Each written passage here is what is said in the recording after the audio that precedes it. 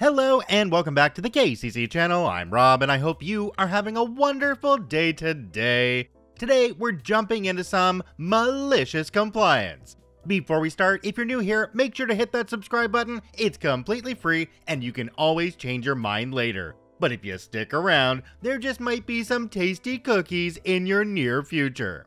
Alright, our first story today comes to us from Graveyard Pixie. No vacation or PTO until October? Okay, I'm taking all of October off. Let's jump right in. Something happened at my husband's work last night that reminded me of this decade-old story. For context, at the time, my husband worked overnights at one of the largest supermarket operators in North America. I was about 6 months pregnant, and the store he worked in had a change in who the store manager was. And when I went shopping, I used either a wheelchair or a scooter with a card on it due to a disability that makes it difficult for me to walk under normal circumstances. Background: originally, we had felt pretty lucky that between all the pregnancy tests I had done to confirm that yes, I am in fact pregnant. And at the ultrasound, the earliest and latest due date we had been given all fell in the first week of September. So my husband had planned to use one of his weeks of vacation that week, and then use his paternity leave after that week so he would be able to be there while I was at the hospital in recovery, and for the first days of our baby's life. His boss seemed genuinely confused by the request. He was 22, single, and called his truck his baby, but had said something along the lines of, "Hey man, it's your vacation, you should use it how you want to." Then, about a week later, I came home from one of my doctor's appointments to a message on the answering machine saying, "Unfortunately, I have to deny your request for a vacation and paternity leave in September, as someone with more seniority has put in for those days off as well. I hope this doesn't cause problems between you and your wife." I burst into tears on the spot, but my husband said he'd go talk to the person who had requested those days off, explained that he had asked for that time off because it's when the baby is due, and see if he could offer them something to give him those days off instead. Unfortunately, it was one of his coworkers who was going to have major surgery and needed that time off to recover, so we couldn't ask him to trade vacation weeks for us. My husband put in for time off in the second week of September and is denied. Then he tries the third week and is denied again.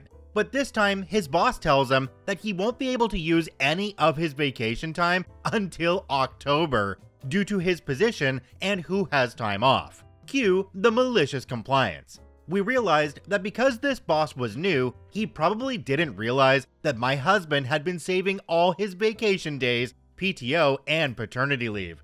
When we added up all the time, it amounted to 3 weeks of time off. And if we worked it around to start around when his days off were, he would be able to be home with the baby from October 1st until November 9th. His coworkers on the night crew and several of his friends on the morning crew felt that he had been seriously shafted by the new boss, so they got in on this plan with us. We waited until the boss's day off, and that's when my husband put in the schedule for the time off he was requesting, which was approved by the scheduling manager and the night crew manager. This was in July, so the only thing left to do was wait. Our baby was born in the early hours of the morning, about 2 days before our earliest due date, after 29 hours of stage 2 and 3 labor. I ended up having an induction due to the fact I had been in early stage labor since the beginning of August, and it just wasn't progressing. When my husband called the night shift manager to say that I was going to the hospital to give birth, he told my husband to call in if he was going to miss any more days of work, and they would make sure it got covered. It wasn't PTO, but it was considered an excused absence. After I came home from the hospital, my mom started staying overnight with us temporarily to help out preparing meals, taking care of the dog and the household chores, so I could focus on taking care of myself and the baby. That first month home was pretty rough, so I was relieved when October rolled around and I finally had his help 24/7, and my mom was able to take a break.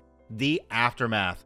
First up was the 3 days of paternity leave. On the morning of the 5th day of his 40-day long vacation, the boss woke me up at 6 a.m. wanting to talk to my husband.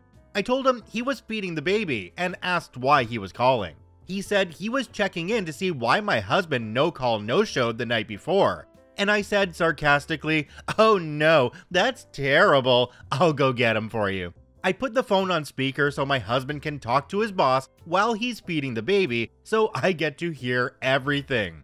The boss very smugly informed my husband that his paternity leave was over, and since he didn't come in the night before, he would be written up for a no-call, no-show. My husband said, "Yes, I know my paternity leave is over, but my first vacation week started last night."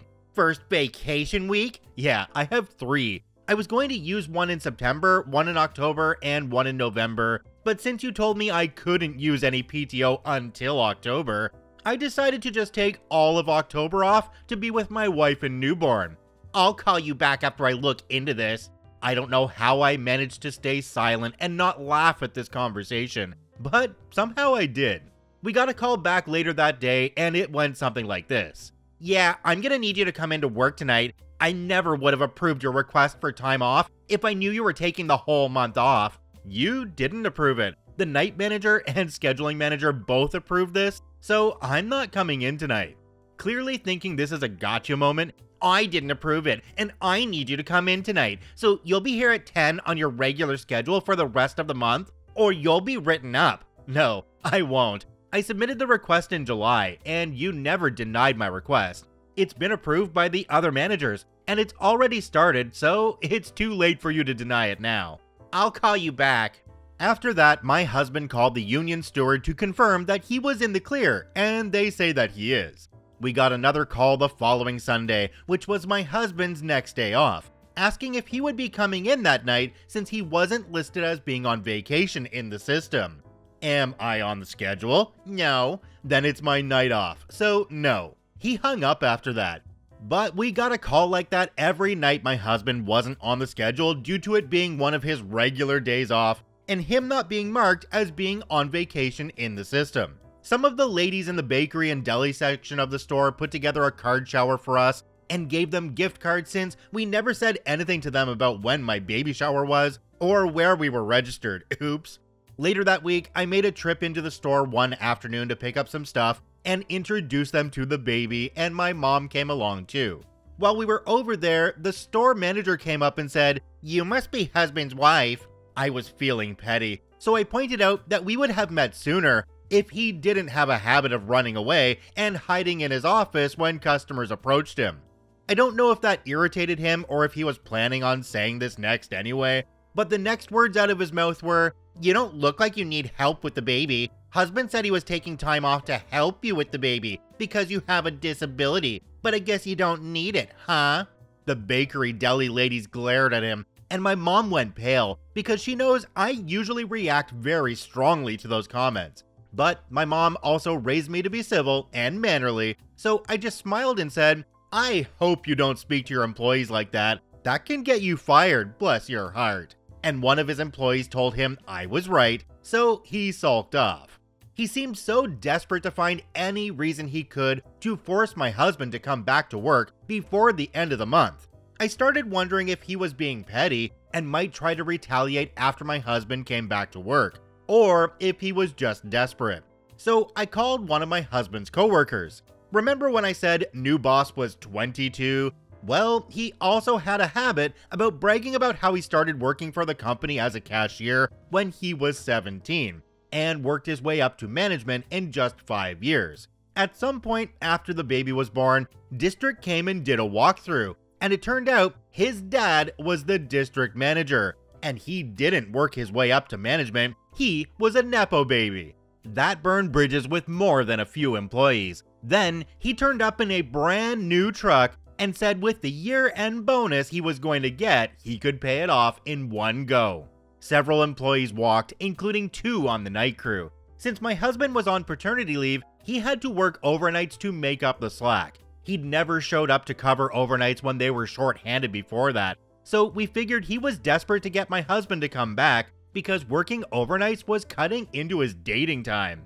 Finally, the end of my husband's vacation time came, and his boss called again. "You used up your paternity leave and your vacation weeks. You're coming in tonight, right?" No, I still have PTO days left this year, and since I won't be able to use them all between November and the end of December, and they don't roll over into next year, I decided to take them now.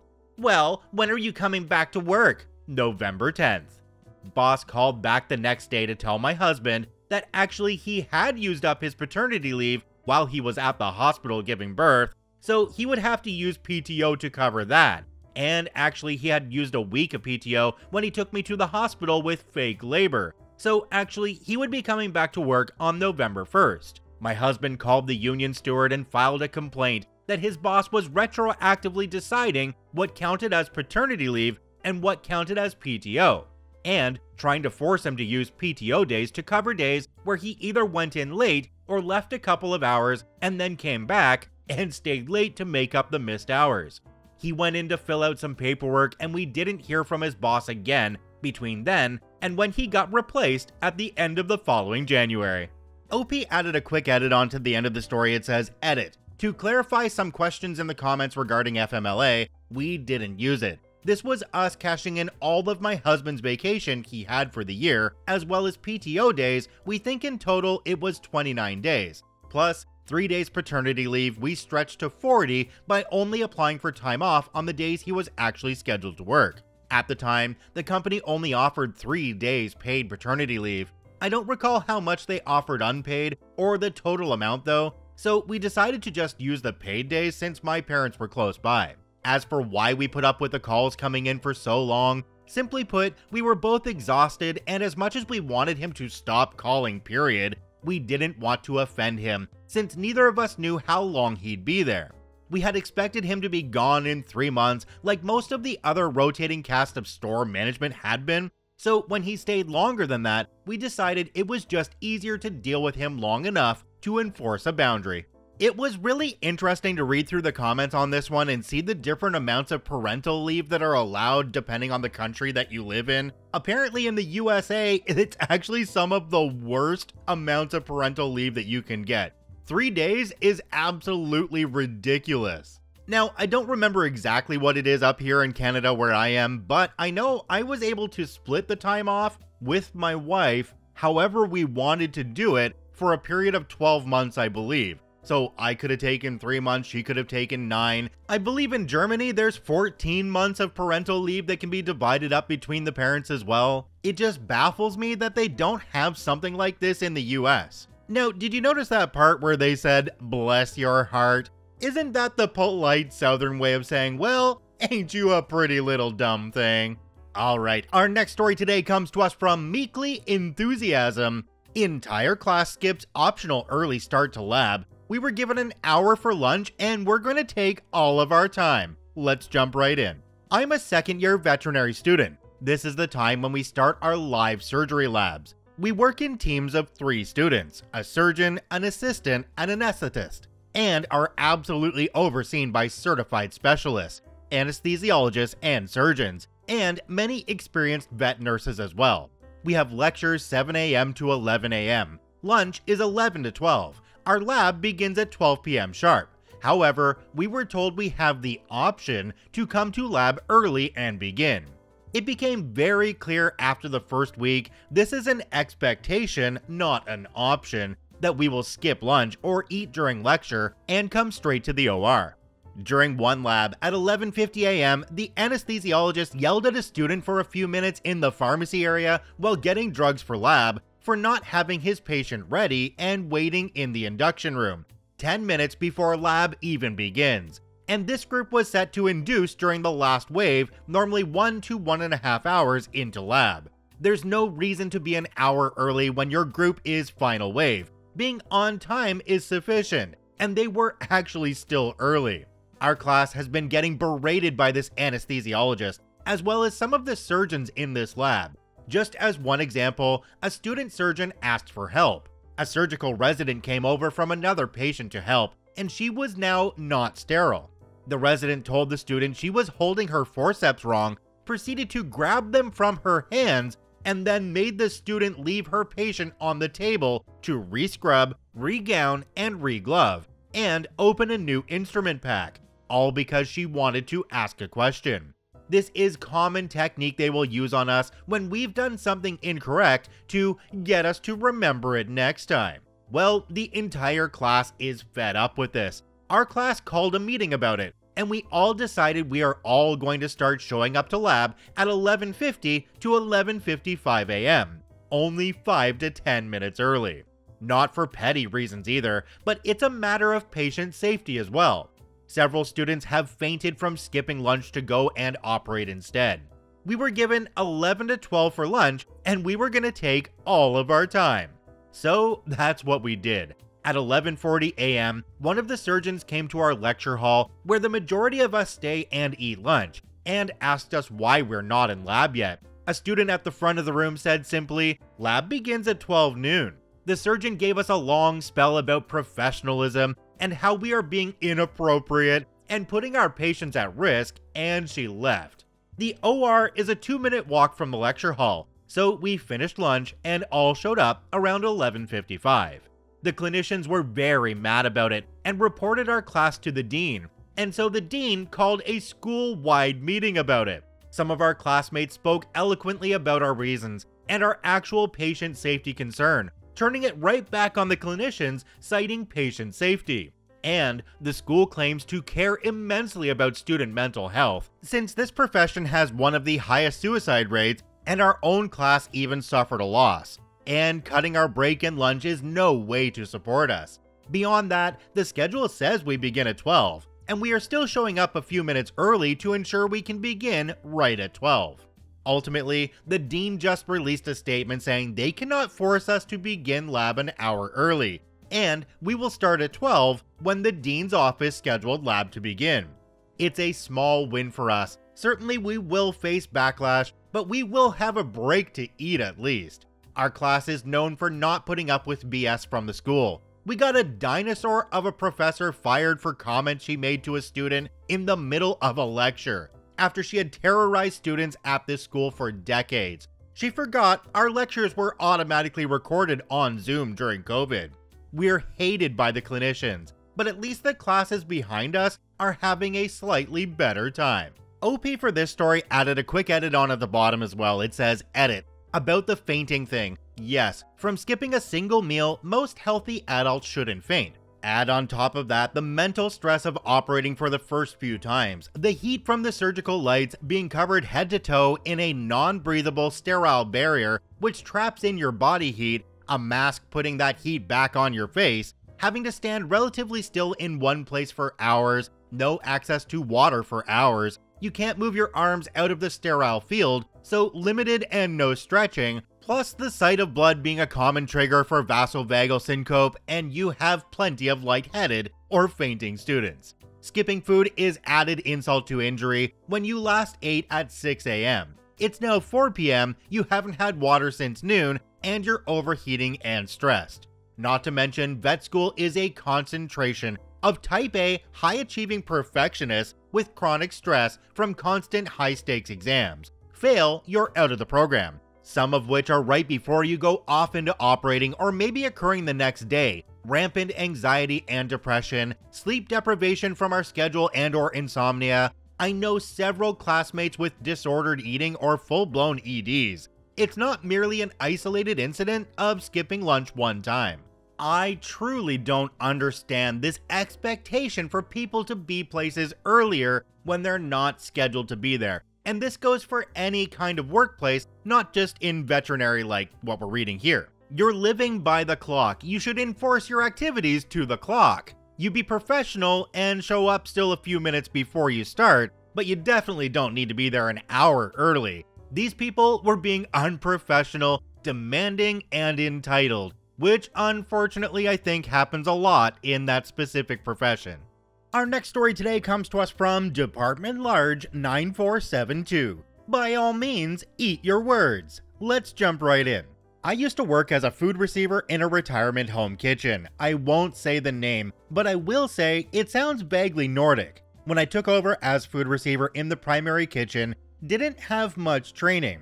I was just told, you helped the previous guy, you know the most, the job is yours now. Over the next almost 8 years, got that place maximized for peak use of space.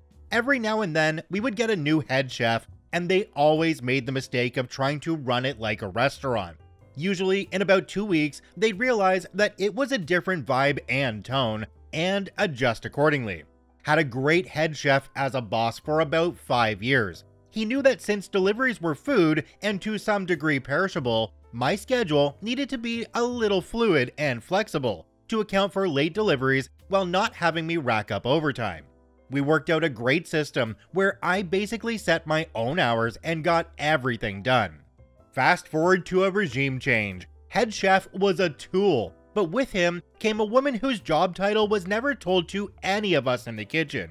We were just told she outranked all of us. First thing she did was decide I would no longer have a fluid schedule. My shifts would be posted on the board like all the others 2 weeks in advance. I didn't like it, but okay, fair enough. Cut to about 2 weeks later, I had to leave early for a dentist appointment that had been submitted and approved months ago. I reminded her the day before and the day of. Day after, she gives me a dressing down and a written reprimand for leaving before end of scheduled shift. She told me she didn't care what happened before, she never had papers for this request. Luckily for me, the head of the entire dining department, even above head chef, told her that she had been given all those time off approved papers when she started, and if my shift didn't reflect my pre-approved leaving early, it was her fault for not paying attention. Unluckily, she decided to take it out on me, saying that from now on, once schedule is posted, no changes unless it's in writing and signed by both of us minimum of 2 days prior, no exceptions. I looked at the calendar and saw I'd get to have fun and get a paycheck. See, being a food receiver, a monthly job of mine was to do end-of-month inventory on all food, beverage, and cleaning items. I had actually created the inventory paperwork myself. So instead of being alphabetical, the items were all listed together based on which area they were stored in. Dishwasher, chemical closet, freezer, dry food storage, soda syrup room, etc. Meaning after a few months, I could go room to room quickly and be done in less than 2 hours. Catch was, it had to be done either last thing last day of a month or first thing first day of a month, and could not do 2 in the same month. With no weekend deliveries, I worked Monday to Friday. Now, under the old cool head chef, if I had to do it on a Saturday or a Sunday, I'd just come in and do it, then leave early on a slow day, canceling extra hours. And lo and behold, this was one of those months, where inventory would have to be done on a Saturday or Sunday, days she had me down as off on the calendar. I grinned like Tim Curry in Home Alone 2 and waited. Sure enough, last Friday of the month, she asks me, "Which day are you coming in to do inventory?" I told her I wasn't. I was scheduled off. She goes into a tirade about, "It's your job. You don't tell me no. I'll have you written up," etc. I calmly told her making the schedule was her job and responsibility, not mine. This earned me, "I don't care what the schedule says, you're coming in this weekend," to which I sweetly and sarcastically asked if she had a paper signed by both of us and dated no later than yesterday about us agreeing to this switch. "You know," I said, "the policy you created when you got called out by head office for not properly handling my scheduled early shift." If smartphones had been commonly around in 2009, I would have taken a picture of her face. I found out from Weekend Crew it took her almost an entire day to do it herself. That was first of many times she found out the fun way. About half the tasks I did under the old regime were technically not required by my work position. I just did them when I had extra time to help a boss I respected. Update number 1, or DLC for the gamers. Some of you have asked to hear more about the head chef mentioned in passing. I'll add the first and short instance now, the second and longer later. My failing is I get mad when I start thinking, and without realizing it, I end up filling the story with lots of insults and swears, and I need to rewrite to be somewhat professional. Chef Weenie number 1. So for the head chef and his nimrodic attitude, as I stated before, my shift was Monday to Friday. Never found out if this was a company policy or just for the kitchen staff, but technically, we in kitchen were supposed to work either one day every weekend or every other full weekend. The previous cool chef realized that only food delivered on weekend was 3 boxes of pastries, and Monday to Friday, there was a constant stream of food orders I needed to either place or receive and quality check. So he circumvented and had me, the food receiver, work the days when there was actually food to receive. Now, Chef Weenie comes around. He thinks I've politicked to get all weekends off and tells me, "You're coming in Sunday." I tried to explain to him there's a logistical reason I have off weekends. He just interrupts me, claiming that my days of special treatment are over, and that even though there's no deliveries, just find something to do, clean the freezer, fridge, or something. So I come in on Sunday. Now, I kept areas pretty clean on a daily basis, only falling behind by a day from time to time if I had heavy deliveries or something. 2 walk-in freezers, 1 walk-in fridge, 1 dry food storage room, and 1 soda syrup room. Except this Sunday, they were all recently cleaned with no issues, so I spent 8 hours puttering around. Now, a side tangent about the delivery schedule, Chef placed orders for the raw meat and seafood and fresh produce daily deliveries. I placed orders for twice a week ice cream deliveries, twice a week milk deliveries, and the big orders of bulk foods. I forget ice cream and milk schedule, but bulk orders were placed on Tuesday, Thursday, and Friday for Monday, Wednesday, and Friday deliveries. Everything got ordered on Friday for the first delivery day of the following week. So back to the week. I've worked Sunday into Wednesday now, and it's before they added me to the printed schedule, so I go to the chef and ask what my 2 days off that week are going to be. That's company policy, by the way, not entitlement. He says, "Well, take Saturday off, there's no deliveries." I then ask about my second day off. He looks at the calendar and gets an "oh, fornicate me" look. Starts stammering about all the orders that need placed or received both of those days. I agree that yes, there are a lot of deliveries and orders to be taken care of, but repeat that I need a second day off per company policy. He then starts in about how no one else here really knows how to place or take care of orders.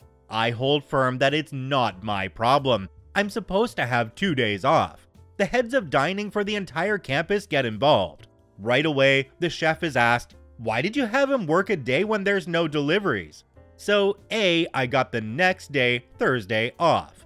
B, chef had to scramble to get Friday orders placed for weekend, not even knowing where the order forms were. C, he didn't schedule me for any more weekends. And yes, that's the shorter incident.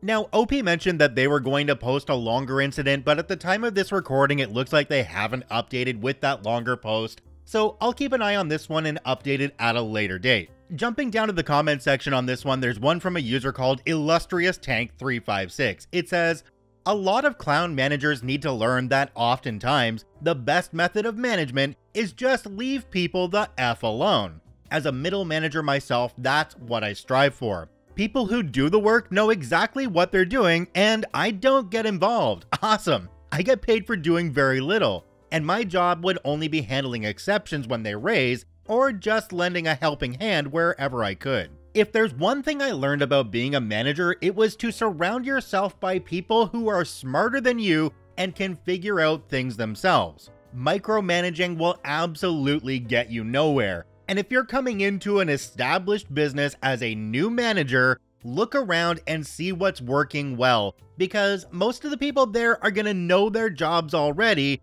and you can just sit back and let them do their thing. I mean, if you've got a good team, being a middle manager can actually be a very cushy job where you do next to nothing. You're basically the buffer between the workers below you and the management above you, making sure that the management above you doesn't have their crap roll downhill to the workers below you. You're the buffer. Figure that out. Alright. Check out all 3 OPs linked in the description down below. I thank you for watching. I hope you have a wonderful day, and we'll see you tomorrow.